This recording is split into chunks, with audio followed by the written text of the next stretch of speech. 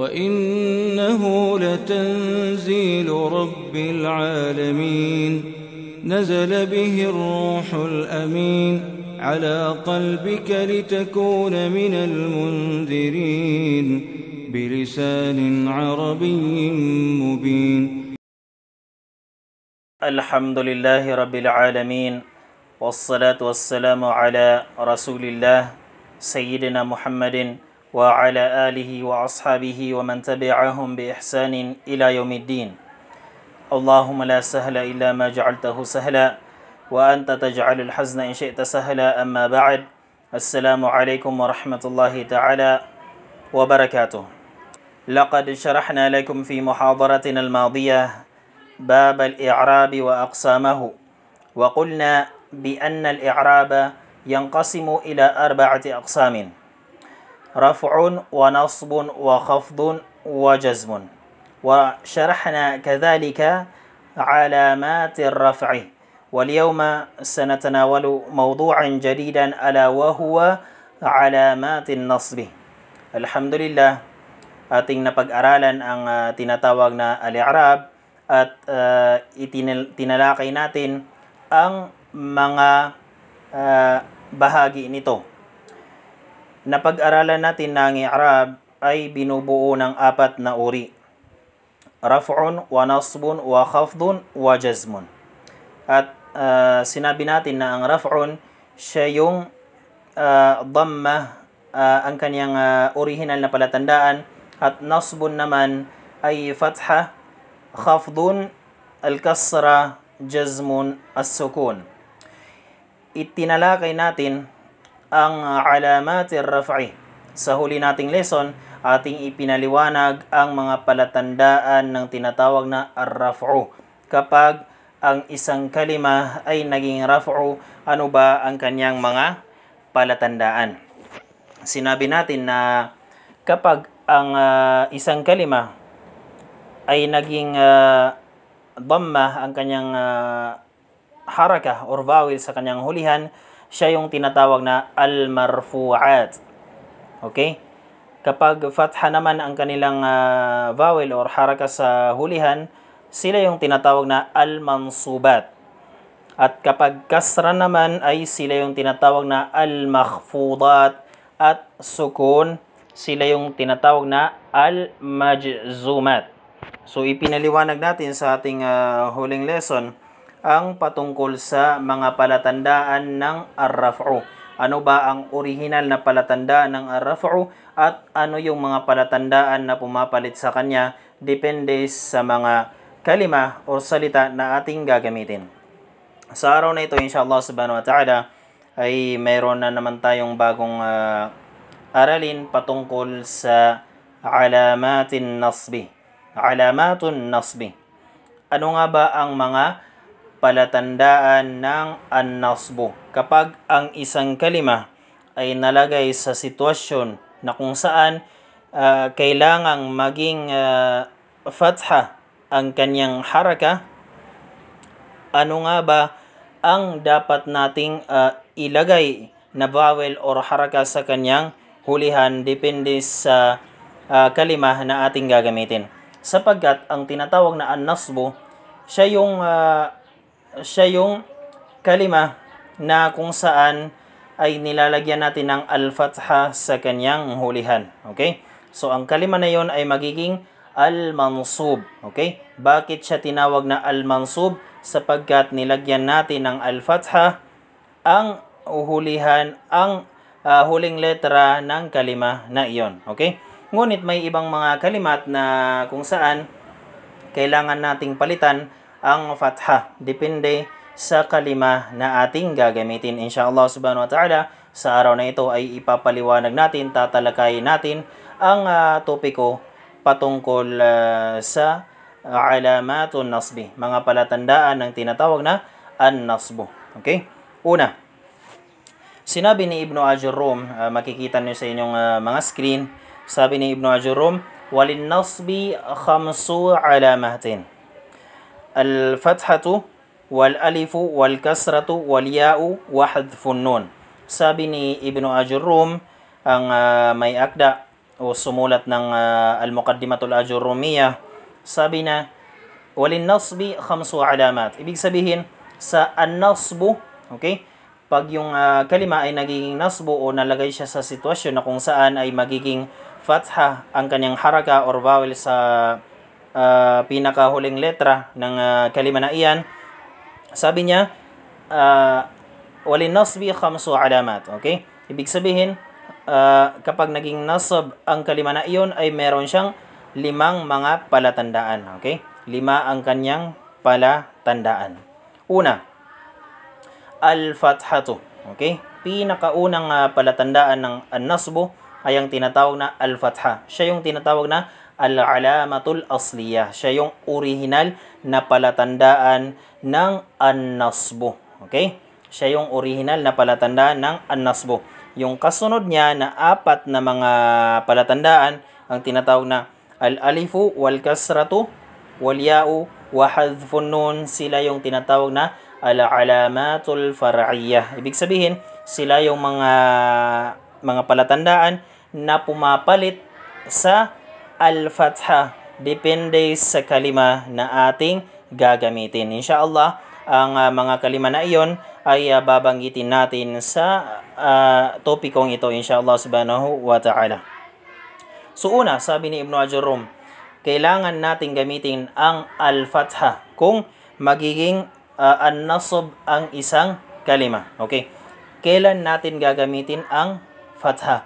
Mata takunul fathatu alamatan lin-nasbi. Kailan magiging fatha ang palatandaan ng isang kalima kapag siya ay nagiging an-nasbu or siya ay nagiging mansub. Okay? So sabi ni Ibn Ajurrum, فأما الفتحة فتكون علامة للنصب في 3 مواضع. Sabi ni Ibn Ajurrum na ang al-fatha, okay, ang fatha nagiging palatandaan, nagiging sinyalis siya ng an-nasbu sa 3 sitwasyon. Okay? Unang sitwasyon, ano nga ba ang kalima na kung saan magiging fatha ang kanyang palatandaan kapag siya ay nagiging an-nasbu? Unang kalima ay filismil mufrad. Sabi ni Ibn Ajurrum, filismil mufrad. Ibig sabihin, kapag ang kalima na iyon ay mufrad, ibig sabihin, kapag siya ay singular. Okay? Ibig sabihin ng singular, kapag nag-iisa lang siya. Okay? Singular. Ibig sabihin ay nag-iisa lang. Pwedeng isang babae or isang lalaki. Pwedeng kalima na tumutukoy para sa lalaki, nag-iisa lang siya, o kalima na tumutukoy sa iisang babae lang. Okay? So, halimbawa, pag sinabi nating ra'aytu at-talib fil masjid. Okay? Nakita ko ang isang estudyante sa loob ng masjid. Okay? Ang talib na iyon, ang kalima na at-talib ay nakalagay sa sitwasyon na kung saan dapat siya maging mansub. Okay? Siya ay dapat maging mansub. Okay? Sapagkat ang kanyang kinalalagyan sa jumla na ito, sa sentence na ito ay maf'ulun bihi. Ibig sabihin ng maf'ulun bihi, siya yung kalima na kung saan tinutukoy ng fi'il, tinutukoy ng action word, at tinutukoy ng doer. Okay? So, isa sa sitwasyon na kung saan magiging fatha ang vowel or haraka ng isang kalima kapag siya yung kalima na tinutukoy ng fi'il at ng fa'il. Okay? Kapag siya yung tinutukoy ng action word, verb, at ng doer. Ang kalima na iyon ay dapat maging al-fatha or maging al-mansub. Okay? Ang kanyang tinutukoy siya sa Lughatul Arabiyya na maf'ulun bihi. Maf'ulun bihi. Ibig sabihin, siya yung kalima na tinutukoy ng verb or action word at ng doer. Okay? So, isa lang muna ang babanggitin nating sitwasyon na kung saan kailangan maging mansub ang isang kalima. So, inshallah subhanahu wa ta'ala, sa mga susunod nating lessons ay babanggitin natin ang marfu'at, mansubat, makhfudat, majzumat. Okay? Babanggitin natin kung kailan magiging marfu' ang isang kalima, kung kailan magiging mansub, kailan magiging makhfud, kailan kailan magiging majzum. Okay? Sa aralin natin ito sa patungkol sa tinatawag na babu ma'rifati alamatil i'rab, ang concern lang natin sa topikong ito ay kung ano ang mga harakat, kung ano ang mga palatandaan, kung ano ang mga sinyalis ng mga kalima kapag sila ay nalagay sa sitwasyon ng al-mansub, sitwasyon ng al-marfu', sitwasyon ng al-makhfud, sitwasyon ng al-majzum. Okay? So ngayon, inshallah subhanahu wa ta'ala, aalamin lang muna natin ang mga palatandaan ng mga kalimat. Okay? Para pag tinalakay natin ang tinatawag na al-marfu'at, al-majzumat, al-makhfudat, ay alam na natin kung ano ang mga palatandaan na kailangan nating gamitin sa mga kalima na iyon, inshallah subhanahu wa ta'ala. Okay. So, yun ang pinakaunang palatandaan na sinabi ni Ibn Ajurum na kung saan ay dapat magiging fatha ang haraka or palatandaan ng isang kalima. Okay? Kapag siya ay nagiging mansub. Una, kapag ang kalima natin gagamitin ay al-ismul mufrad. Ibig sabihin, kapag siya ay singular. Okay? So, kapag sinabi natin na ra'aytu talib fil masjidi. Okay? So, yung talib, siya yung nakita ng, okay, siya yung nakita ko. Ibig sabihin, siya yung nakita ng doer. Siya yung tinutukoy ng fi'il wa fa'il. Siya yung tinutukoy ng action word at ng doer. Okay? So, sa sitwasyon na iyon, ang tinutukoy niya ay kailangan maging mansub. Okay? So, kailangan maging mansub. So, ngayon, kailangan siyang maging mansub. Ano nga ba ang haraka? Ano ang alama? Ano ang palatandaan na kailangan ilagay natin sa kanya? Okay? So, sinabi ni Ibn Ajurum, kailangan maging fatha ang kanyang palatandaan kapag siya ay al-ismul mufrad. Okay? So, ang talib dito, ang talib ay isang estudyante. Ibig sabihin, ang kalima na ito ay al-mufrad. Siya ay singular. Okay? So, kapag singular, ang kanyang palatandaan ay magiging al-fatha. So, ang ating sasabihin para maging tama ang palatandaan or ang haraka na ilalagay natin, gagamitan natin ng al-fatha sapagkat siya ay al-ismul mufrad. Siya ay singular. So, sasabihin natin, ra'aytu taliba fil masjidi. Okay? Ra'aytu taliba fil masjidi. Okay? Sapagkat siya ay mansub. So, yun ang unang sitwasyon na kung kailan magiging fatha ang haraka or palatandaan ng isang kalima kapag siya ay al-ismul mufrad. Pangalawa, wa jam'i taksir. Okay? Wa jam'i taksir. Ibig sabihin, pag jam'u taksir ang isang kalima, ay kailangan rin na al-fatha ang kanyang palatandaan. Okay? So, kung makikita nyo sa ating mga random topics, inshallah subhanahu wa ta'ala, malalaman nyo kung ano ang ibig sabihin ng jam'u taksir. Piniliwanag natin doon kung ano ang mga uri ng al-jam'u. Okay? Mga uri ng plural. Meron tayong jam'ul mudhakkar salim kapag siya ay nagtatapos sa waw at saka nun. Meron tayong jam'ul muannath salim nagtatapos sa alif at ta. Meron tayong jam'u taksir na kung saan ay nagbabago ang kanyang nagbabago ang mga huruf, nagbabago ang kanyang pagkasunod-sunod kapag siya ay nakalagay sa jam'u at taksir. So inshallah subhanahu wa ta'ala, para mas maintindihan natin ang jam'u at taksir ay panoorin natin ang video na may topikong aqsamul jam'i, mga uri ng plural o pangmaramihan. Okay? So pangalawa ay jam'u at taksir. Okay? Kapag jam'u at taksir pala ang kalima natin gagamitin ay kailangan fatha din ang kanyang haraka kung siya ay malalagay sa sitwasyon na magiging mansub. So halimbawa, kapag sinabi natin na ra'aytu at-tullaba fil madrasati. Okay? Ra'aytu at-tullaba fil madrasati. Okay? So ang tullaba ay jam'u at taksir, pangmaramihan. Okay? Pangmaramihan na jam'u taksir. Okay? Hindi siya jam'ul mudhakkar salim na nagtatapos sa waw at saka nun. Hindi rin siya yung kalima na para sa jam'ul muannath salim, pangmaramihan para sa mga babae na nagtatapos sa alif at ta. Siya ay jam'u taksir. Kaya naman, kailangan ang kanyang maging haraka ay al-fatha. Okay? So, kailangan nating sabihin na ra'aytu ra'aytu tullaba fil madrasati. Okay? So, ang tullaba ay jam'u taksir. Kaya naman, nilagyan natin ng al-fatha para sa palatandaan ng an-nasbu. Okay? So, ang pangatlo, والفعل المضارع إذا دخل عليه ناصب ولم يتصل بآخره شيء.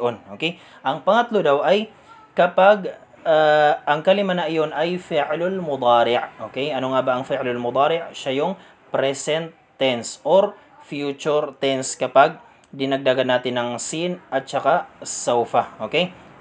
Pero ang kanyang original ay siya ay present tense. Ibig sabihin ay nangyayari sa present na panahon. Okay?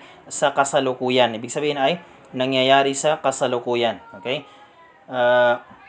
Hindi nangyari sa past, hindi nangyari sa future. Ibig sabihin sa kasalukuyan. Kasalukuyang nangyayari. Siya yung tinatawag na fi'lul mudari'. Okay? So, sabi ni Ibn Ajurum, wal fi'l al-mudari' idha dakhala alayhi nasibun wa lam yattasil bi akhiri shay'un. Ibig sabihin, kapag ang fi'l al-mudari' na yun ay pumasok sa kanya ang isang harf mula sa mga huruf ng nawasib. Ano ba ang mga nawasib? Ang mga nawasib, sila yung mga huruf na kapag pumapasok sa isang kalima, ang kalima na iyon ay nagiging fatha. Okay? So, ang fi'lul mudari', halimbawa, yadhhabu, okay? Ang kanyang madin ay dhahaba. Pagdating sa fi'lul mudari' ay yadhhabu. Ang yadhhabu na iyon, kapag pinasukan natin ng isang harf na nagpapafatha sa isang kalima, halimbawa, an, okay? Isang halimbawa ng harf na nagpapafatha sa isang kalima ay an. So, kapag sinabi natin an yadhhaba, okay? So, hindi na natin sasabihin ng an yadhhabu sapagkat may pumasok na sa kanyang harf na kung saan ay fatha ng isang kalima. Okay?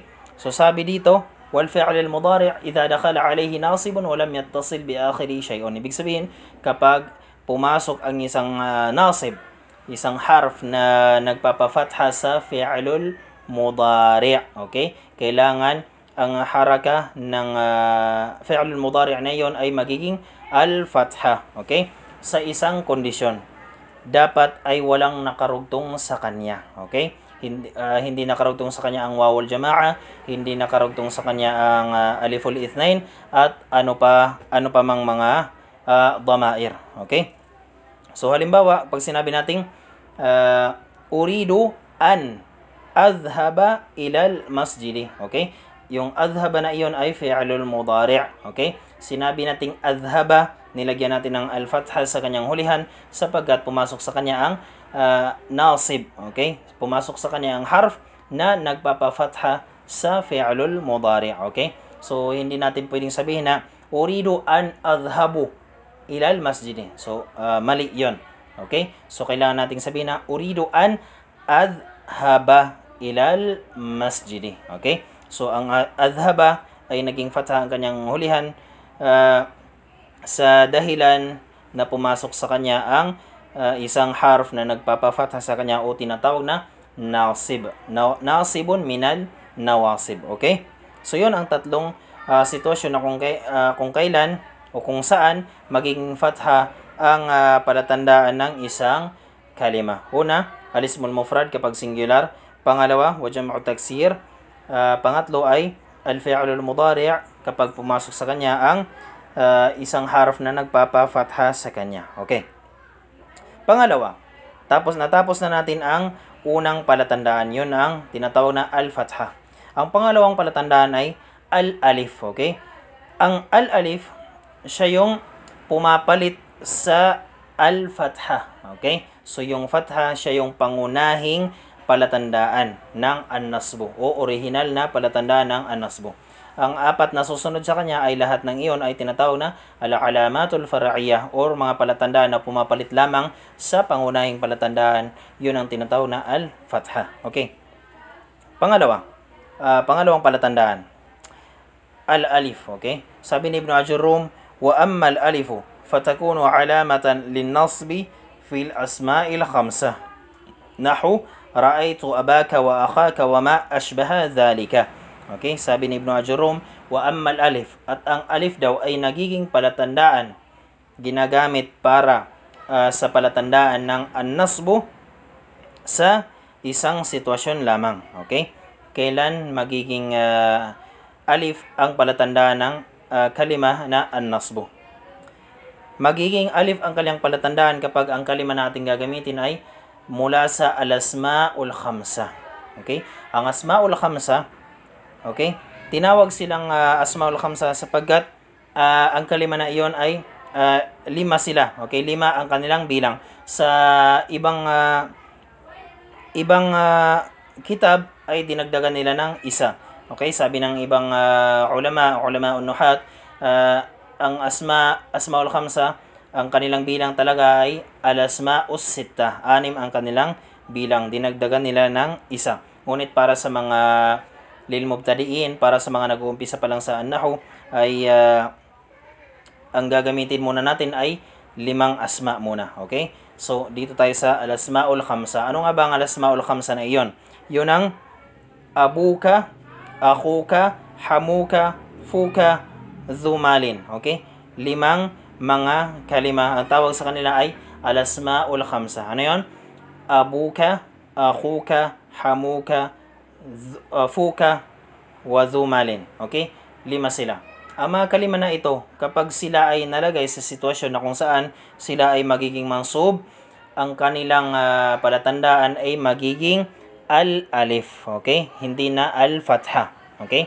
So, ang gagamitin natin dito ay al-alif. Halimbawa, nagbigay si Ibn Ajurum ng halimbawa. Sabi niya, Ra'aytu abaka wa akhaka wa ma ashbaha dhalik. Sabi niya, isang unang halimbawa ay Ra'aytu abaka. Nakita ko ang iyong ama. Okay? Nakita ko ang iyong ama.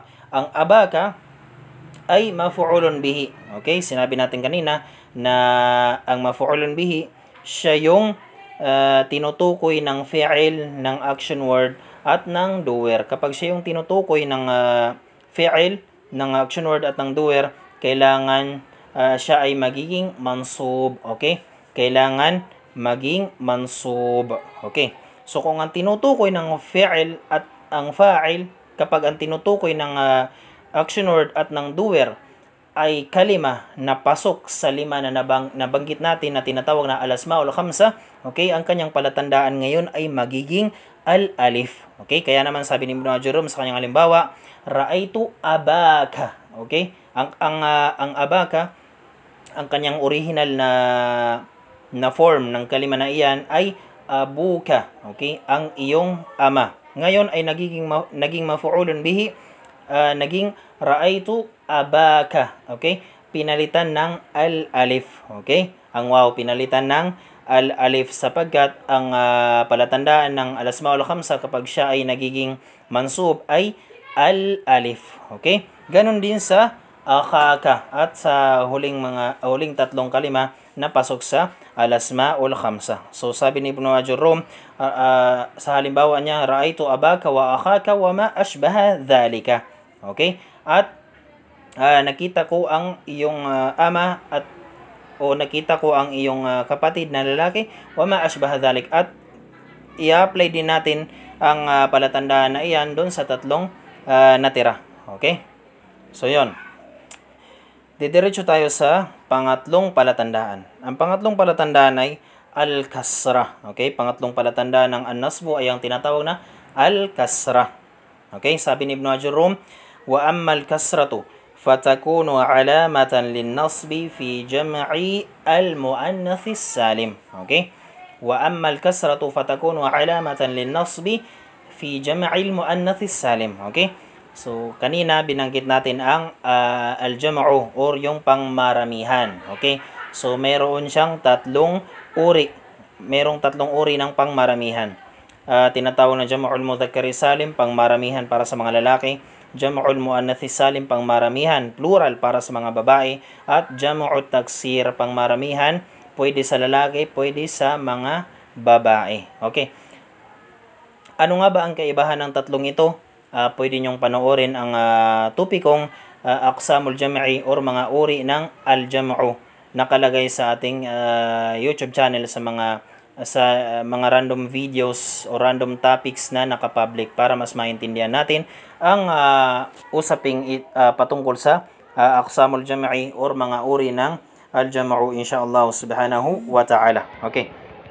So ano nga ba ang palatandaan ng jam'u al-muannath salim kapag siya ay nalagay sa sitwasyon na kung saan siya ay magiging mansub. Okay. Ang kanyang palatandaan ay al-kasra. Okay? Ang kanyang palatandaan ay al-kasra. Ang original na palatandaan ng an-nasbu ay al-fatha, yung binanggit natin kanina sa unahan. Ngunit kapag ang gagamitin nating kalima ay jam'ul muannath salim, kailangan nating gamitin ng al-kasra. Okay? So isang halimbawa sa sinabi ng Allah subhanahu wa ta'ala, khalaqallahu as-samawati wal arda. Khalaqallahu as-samawati wal arda. Okay? Nilikha ng Allah subhanahu wa ta'ala ang langit, okay, ang kalangitan, okay, at ang lupa. So ang kalangitan, jam'u al-muannath salim. Ang kanyang singular ay as-sama, okay, langit. Kapag naging jam'ul muannath salim, plural para sa mga natumutukoy sa mga kababaihan, nagiging samawat, okay? Nagtatapos ito sa alif wa ta, okay? Nagiging samawat. Kaya naman ang kanyang palatandaan ay nagiging kasra, okay? So sinabi ng Allah subhanahu wa ta'ala, khalaqallahu as-samawati. Khalaqallahu as-samawati wal arda. Hindi niya sinabing khalaqallahu as-samawati wal arda, sapagkat ang kalima na ito ay jam'ul muannath salim. Kaya sinabi ng Allah subhanahu wa ta'ala, khalaqallahu as-samawati wal arda. So ang samawati dito ay maf'ulun bihi, sapagkat siya yung tinutukoy ng action word at ng doer, yun ang Allah subhanahu wa ta'ala. Ang action word ay khalaqa, nilikha. Ang doer ang Allah subhanahu wa ta'ala. Ano ang kanyang nilikha? Ang kanyang nilikha ay ang mga kalangitan, okay? So ang mga kalangitan ay ang uri ng kalima na iyon, ng salitang iyon ay jam'ul muannath salim. Kaya naman ang kanyang palatandaan ay nagiging al-kasra. Okay? Kaya sinabi ng Allah subhanahu wa ta'ala sa banal na Quran, a'udhu billahi minash shaitanir rajim, khalaqallahu as-samawati wal arda. Okay? So yun ang ibig sabihin ng jam'ul muannath as-salim. Okay. Dito tayo sa pang-apat na palatandaan. Okay. Ang pang-apat na palatandaan ay ang aliya. Okay? Aliya. Sabi ni Ibn Ajurrum, wa ammal ya'u fatakunu alamatan lin-nasbi fi at-tathniyati wal jam'i. Okay? Sabi ni Ibn Ajurrum, ang ya daw ay nagiging palatandaan para sa an-nasb sa dalawang sitwasyon. Ano 'yon? Fi at-tathniyati wal jam'i. Ibig sabihin ng fi at-tathniya kapag dalawa ang tinutukoy ng kalimang iyon. Okay? So halimbawa, kapag sinabi natin na nakita ko ang dalawang estudyante sa loob ng paaralan, sa loob ng madrasa. So sasabihin natin na ra'aytu talibaini fil madrasati. So ang talibaini, siya yung tinutukoy ng fi'il at ng fa'il. Siya yung tinutukoy ng action word at ng doer. Okay? So ang talibaini ay dalawang estudyante. Kaya naman ang kanyang palatandaan ay aliya. Okay? Kaya siya naging talibaini. Okay? So ang palatandaan ng kalima na iyan ay aliya. Okay? Sapagkat siya ay pangdalawahan. At ya din ang nagiging palatandaan ng isang kalima kapag ito ay al-jam'u. So ang tinutukoy dito na al-jam'u ay jam'ul mudhakkari salim. Ibig sabihin para sa pangmaramihan na mga lalaki. Okay? So halimbawa, kapag sinabi natin na nakita ko ang mga kalalakihang Muslim. Okay? Ibig sabihin ay plural na mga Muslim. So ano ba ang plural ng Muslim sa wikang Arabic? Ang kanyang singular ay muslimun. Okay? Ang kanyang plural ay muslimuna. Okay? Muslimuna. Jam'ul mudhakkari salim, nagtatapos sa waw at saka nun. Okay? kapag siya ngayon ay nalagay sa sitwasyon na kung saan siya ay magiging mansub, okay? Halimbawa siya ay naging maf'ulun bihi, okay? Ang kanyang palatandaan ay magiging alya. So sasabihin natin na ra'aytu al-muslimina. Ra'aytul muslimina fil masjidi. Halimbawa lang, okay? Nakita ko ang mga kalalakihang Muslim sa loob ng masjid. So ang muslimin ay jam'ul mudzakkar salim at ang kanyang palatandaan ay alya sapagkat siya ay nalagay sa sitwasyon na kung saan siya ay mansub, okay? Siya ay maf'ulun bihi. Siya ay yung tinutukoy ng verb or action word at ng doer, okay? So papalitan natin ng alya yung kanyang alwaw, okay? Siya ay magiging al-muslimin, okay? So ang ating halimbawa ay ra'aytul muslimina fil masjid. Nakita ko ang mga kalalakihang Muslim sa loob ng masjid, okay? So bakit nga ba naging muslimin? Sapagkat siya ay jam'ul mudzakkar salim at nalagay sa sitwasyon na kung saan siya ay magiging mansub. Kaya naman ang gagamitin nating palatandaan ay alya, okay? So sa panghuli ay ang huling palatandaan ay sa ni Ibn Jerome, hadfun nun, okay? Ang panglimang palatandaan ng an-nasab ay hadfun nun. Ano nga ba ang ibig sabihin ng hadfun nun? Ang ibig sabihin ng hadfun nun, yung pag-alis ng nun sa isang kalima. Pag-alis ng nun sa isang kalima. Ibig sabihin ay aalisin natin ang harf na nun sa kalima na iyon kapag siya ay nagiging nakalagay sa sitwasyon na kung saan siya ay magiging mansub, okay? So sabi ni Ibn Jerome, wa amma hadfun nuni fayakunu alamatan lin-nasbi fi al-af'al al-khamsah allati raf'uha bi thabatin nun, okay? Ibig sabihin, yung mga af'al, yung mga action word na af'alul khamsah. Ibig sabihin ng af'alul khamsah, sila yung yaf'alun, taf'alun, yaf'alani, taf'alani, wa taf'alina. Okay? 5 ang mga af'al na iyon. Lahat ng af'al, lahat ng action word na nakapareho ng yaf'alani, wa taf'alani, yaf'aluna, wa taf'aluna, wa taf'alina. Okay? Kapag sila ay naging mansub, kapag may pumasok sa kanilang harf na nagpapamansub sa kanila, ay tatanggalin natin ang nun sa kanilang hulihan. Ibig sabihin, magiging taf'ala, yaf'ala, taf'alu, yaf'alu, taf'ali. Okay? Kailangan maging kapareho yung kanilang wazan. Ibig sabihin, kailangan magkapareho yung pagkasunod-sunod ng kanilang mga harf sa mga af'al na iyan. Halimbawa, sasabihin natin, halimbawa, ang fa'ala ay papalitan natin ng kataba. Okay? So, ihahalin tulad lang natin ang fi'il na iyon sa 5 nabanggit natin. Ibig sabihin, kapag sinabi nating tafa'alani, sa kataba ay magiging taktubani. Okay? Yaf'alani, magiging yaktubani. Okay? Yaf'aluna, kung gagamitin natin yung kataba, magiging yaktubuna. Okay? Taf'aluna, taktubuna, taf'alina, taktubina. Ano nga ba ang 5 af'al na ito? Taf'alani, kapag dalawa ang doer na nasa iyong harapan. Okay? Yaf'alani, kapag dalawa yung doer na absent sila. Okay? Ibig sabihin, al-ghaiban. Okay? Yung dalawang doer na absent. Okay? Pangatlo, taf'aluna, ibig sabihin ay pangmaramihan. Maraming doer na nasa iyong harapan. At yaf'aluna, pang-apat, madaming doer, pangmaramihan para sa mga absent. At ang pang-5 ay taf'alina, para sa isang doer na babae na nasa iyong harapan. So, halimbawa, kapag gagamitin natin ang kataba, nagsusulat. Okay? Nagsusulat. Nagsulat, ibig sabihin ay nakasulat na siya. Fi'lun madin. Kapag gagamitin natin sa 5 af'al na iyon, halimbawa, isang babae na nagsusulat sa iyong harapan. So, sasabihin mong taktubina. Okay? Taktubina. Ngunit kapag siya ay pinasukan ng isang harf na mansub, nagpapamansub sa isang kalima, sasabihin mo na an taktubi. Okay? Aalisin mo na ang nun sa kanyang hulihan sapagkat may pumasok na sa kanyang harf na nagpapafatha o nagiging